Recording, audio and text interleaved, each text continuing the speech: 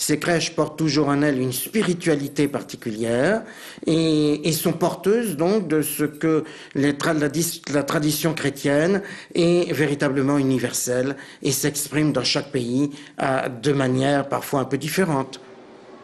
Après les crèches polonaises, mexicaines ou provençales, voici la crèche sicilienne. Une véritable œuvre d'art créée par une certaine Angela Trippi. Rien que son nom nous met dans l'ambiance.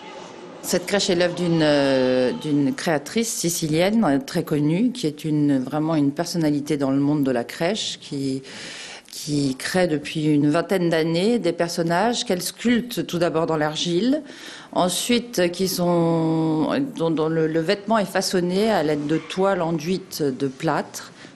Autre particularité de cette crèche, elle est organisée en 5 tableaux et ne se limite pas à la scène de la Nativité. Vous avez une première scène qui est celle de l'annonce à Marie qu'elle va être la mère du Christ. Vous avez ensuite une scène où on voit avec le doigt de l'hôtelier par la fenêtre qui dit non, il n'y a pas de place pour vous. Vous êtes des étrangers, des immigrés, vous n'avez pas de place ici. Ensuite, il y a la scène de la Nativité avec l'adoration des mages.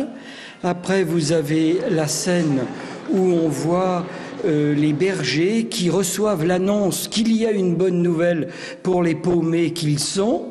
Et enfin, la dernière scène, c'est la fuite en Égypte. Jésus va vivre l'exil et revenir ensuite.